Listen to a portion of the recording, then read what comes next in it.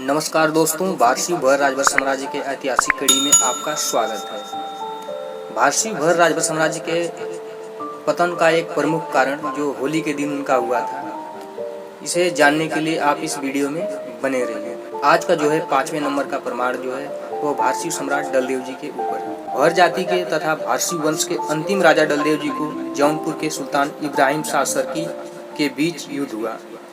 होली के दिन धोखे से हुए हमलों में भर सैनिक मारे गए तथा अंतिम भारसी वंश का केंद्र रहा डलमऊ रायबरेली के साम्राज्य का पतन हुआ। भारसी वंश के इस अंतिम राजवंश जो कहा जाता है जिसका पतन हुआ, तो आगे की वीडियो हम शुरू करते हैं। डलमऊ रायबरेली के इतिहास में दर्ज भारसी वंश का इतिहास अजर और अमर है। डलमऊ का किला गंगा नदी के किनारे स्थित है। वास्तव में रायबरेली प्राचीन काल में भरों के अधिकार में था और यहाँ के शासक भर जाति के लोग थे। रायबरेली कस्बे को भर लोगों ने बसाया था, इसलिए यह पहले भरौली कहलाता था। इसी भरौली के वंश का ही रायबरेली हुआ। जो 5वें नंबर का जो प्रमाण जो है वो है अमरेंद्र सिंह अमरीश जी ने राजकलश पुस्तक लिखी, जिसका प्रकाशन 1960 ईस्वी में लखनऊ में हुआ। इस पुस्तक में भारसी वंश के अंतिम राजा डलदेव के साम्राज्य का पतन किस प्रकार हुआ उसका जिक्र मिलता है, जिसमें डलदेव अपने भाइयों बलदेव, काकोरन तथा रतलाम सहित इब्राहिम शाह सरकी जौनपुर के खिलाफ युद्ध की चुनौती को स्वीकार किए, परंतु घुटने नहीं टेके। ये इस युद्ध का कारण क्या था वो आगे की वीडियो में बताते हैं। 14वीं-15वीं सदी के आसपास, आज से लगभग 600 वर्ष पूर्व, इब्राहिम शाह सरकी का भर राजा डलदेव के बीच युद्ध हुआ था। अन्य किताबी स्रोतों से मिली जानकारी के अनुसार भर राजा डलदेव का बाबर की बेटी सलमा से प्रेम हो गया था। राजा ने बाबर के यहाँ प्रस्ताव भेजा। ऐसा न होने पर युद्ध की चुनौती दी, लेकिन बाबर सैयद को यह रिश्ता मंजूर नहीं था। सैयद बाबर ने सरकी की मदद से भर राजा डलदेव को छल से हराने का षड्यंत्र बनाने लगा। होली की रात में सरकी की सेना ने डलमऊ के किले को घेर लिया।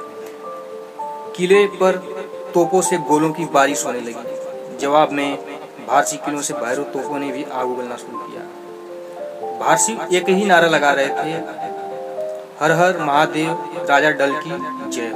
होली के दिन जो है इन्हें इब्राहिम शाह सरकी की सेना जो है जौनपुर से चलकर जो है रायबरेली डलमऊ पहुंचती है। वहां राजा डल के किले पे आक्रमण कर देती है।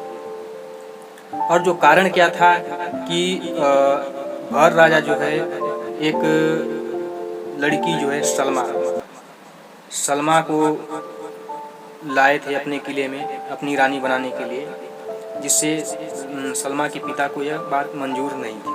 ये षड्यंत्र के तहत जो है ये होली के दिन जो है भरों पर आक्रमण किया गया। जो है कहा जाता है कि भर जो सैनिक थे, भारसी सैनिक थे, होली के दिन मदिरा पीकर मस्त रहते थे। एकाएक हमले से वे थोड़े लड़खड़ा गए थे। तो जब युद्ध का जो विवरण जो है इस प्रकार जो पुस्तक में दिया गया है वो कुछ ऐसा ही है कि भारसी जो है एक ही नारा लगा रहे थे, वह था हर हर महादेव, राजा डल की जय। थोड़ी देर में जो है रणचंडी का जो है प्रलय पतन होने लगा और घुड़सवार से भिड़ गए। पैदल के पैदल जूझ पड़े, जो जिसे पाता हलाल करके रख देता। चारों तरफ रक्त की धारा बह रही थी। रुंड मुंड कटकर धरती पर लौट रहे थे और रक्त से गलियां भर गई थी। गंगा का जल लाल पड़ गया था। सभी एक दूसरे को खून के प्यासे हो गए थे। अमरेंद्र सिंह अमरीश जी ने जो है इस युद्ध का विवरण जो अपनी पुस्तक में जो लिखा है, राजकलश जो पुस्तक है, उसमें जो है इस युद्ध का विवरण किया गया है कि गंगा का जल उस समय लाल पड़ गया था और सभी जो है एक दूसरे के खून के प्यासे हो गए थे। रणचंडी का जो है खप्पर अभी भरा भी नहीं था, तोप आगे उगलते उगलते लाल पड़ गई थी। यवन सेना जो है अपरंपार थी, फिर भी भारसी संख्या में कम थे। पेज संख्या 288 के अनुसार हर हर महादेव का जो है जय घोष जो है भारसी लोग बार बार कर रहे थे और जो है ये समूचे युद्ध के मैदान में ये हर हर महादेव का उद्गार गूंज रहा था। भारसियों की सेना प्राण हथेली पर लेकर टूट पड़ी थी और अली शाह की सेना ने भी निनाद किया, या अली। और जो इधर जो है हर हर महादेव के जो है नारे लग रहे थे। जय माता गंगे भारसियों की सेना में एक तूफान सा उठा, वह यवनों की सेना में समा गई।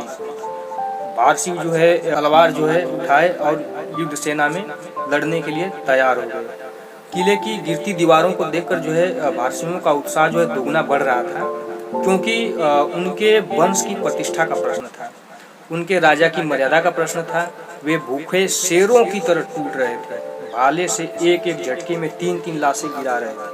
छोटे राजा और महाराजा दौड़ दौड़ कर सबको उत्साहित कर रहे थे, माँ की दूध की शपथ दिला रहे थे, गंगा एवं शिव का स्मरण करा रहे थे और स्वयं खून से लथपथ अपने तलवार चला रहे थे। विशाल सरकी की सेना के सामने अंत में डलदेव राजा इस युद्ध में अपने भाइयों के साथ शहीद हो गए।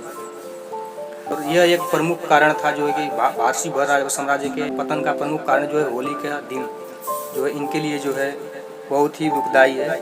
इसमें जो है भारसी वंश के उजालक राजा के वंश का 3 माह का पुत्र बच गया था, जिसका नाम राजकलश था। ये जो अमरेंद्र सिंह अमरीश ने उन्हीं के ऊपर जो किताब लिखी है कि जो अंतिम जो एक वारिस बचा था राजकलश, राजा के वंश का जो है राजकलश जो 3 माह का पुत्र बच गया था, उसकी भुजाओं में भोजपत्र बंधा हुआ था, जिसे रानी ने भारसी वंश का उत्तराधिकारी घोषित किया था, जिसे एक साधु अपने साथ ले गया। अमरेंद्र सिंह अमरीश ने वरों की वीरता का वर्णन तथा होली के दिन भर राजाओं के ऊपर धोखे से हुए हमलों में यह सबसे बड़ा हमला था और भरों के साम्राज्य का वर्णन अपने कलम से कलमबद्ध किया। संपूर्ण राजभर समाज जो है उनका आभारी रहेगा। आज भी रायबरेली के उस स्थान पर होली नहीं मनाई जाती है। भारतीय योद्धाओं ने देश तथा सम्मान के लिए यौनों से लड़ते रहे। जब इनकी लड़ाई यौनों से होती रही तो यहीं के कुछ लालची राजा इनके साथ गद्दारी कर राज्य हड़पने में लगे हुए थे। भरों ने सर कटाया लेकिन कभी किसी के सामने सर नहीं झुकाया। तो ये 5वें नंबर का जो प्रमाण है यह बहुत ही जबरदस्त है, राजकलश, जिसमें जो है होली के दिन जो है भारसी भर राजभर साम्राज्य का पतन हुआ।